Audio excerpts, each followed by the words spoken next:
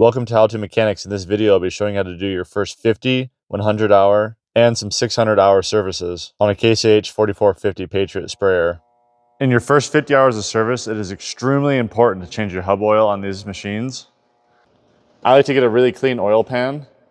That way, when you're draining each hub, if there is a bunch of metal shavings in one of them, you can take it to your dealer and you can get this warrantied. If you're just dumping this into a dirty oil pan, you won't be able to tell if there is actually any problems going on internally.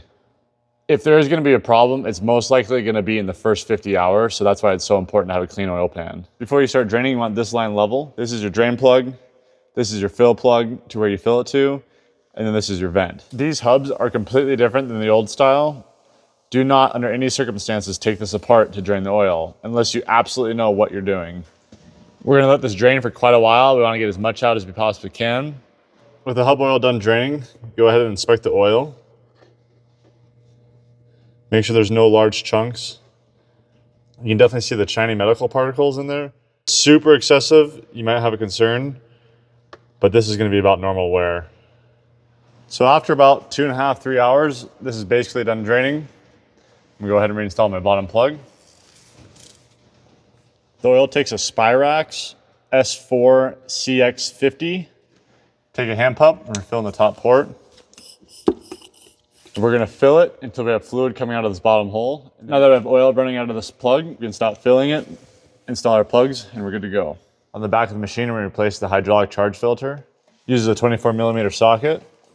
You want to hold the filter and loosen the bolt. Spin off the filter.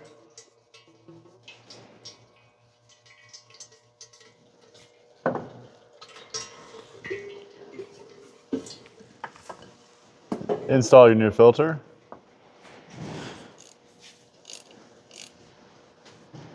So what you want to do is you want to get this bolt tight, and then we're going to tighten the filter down. Once it's tight, you're going to go another 3/4 of a turn. And just go hand tight. With the charge filter replaced, we're going to head up top and change the return filter. The return filter is located on the back side of the engine. Clean the area, and then use some channel locks to loosen the housing. Spin off the filter housing. Pull out the old filter.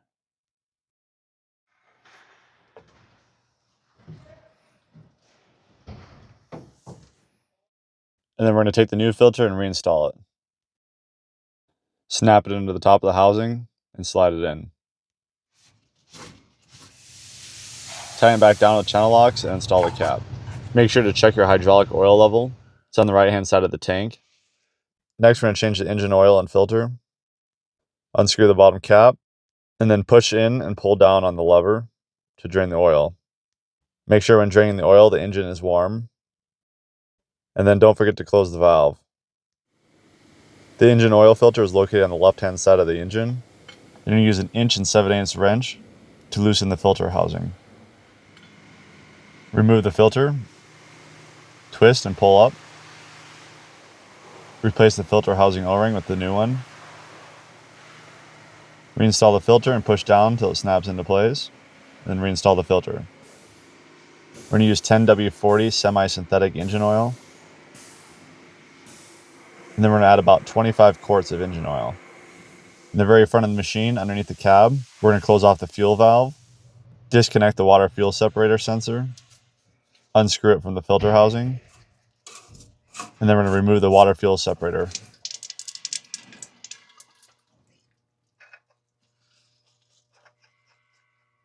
Take the sensor from the old filter and put it into the new filter, and then we're going to screw it on. Reconnect the sensor. Turn your fuel valve back on. Break open the bleeder screw. On the right hand side of the filter, there's a priming bulb. We're going to keep pumping until there's no air bubbles coming out of the bleeder screw.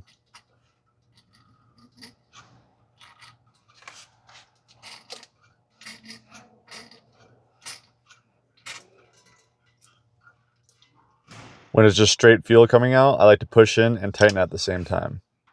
The primary fuel filter is located on the right hand side of the engine. Loosen up the filter housing. I'd recommend draining it first from the bottom before taking it off so you don't make a mess like I just did.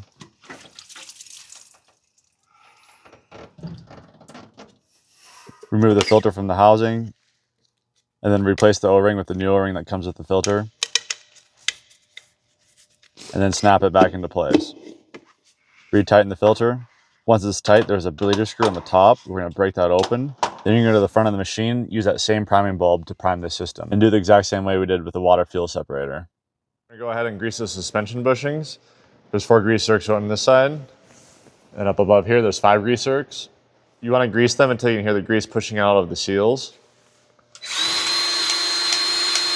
On the front, we want to grease our steering cylinders. On these boom bolts, they're 19 millimeters. We want to check these. The torque spec are 100 foot-pounds.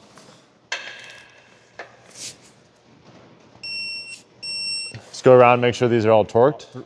After checking the torque, I found 2 of them on this side that were loose. On the other side, I found 5 of them that are loose, so it is very important to check these bolts. While we're working in this area, go ahead and grease these pivot pins. On the back side of the machine, we're going to check these bolts as well. These are 180 foot-pounds.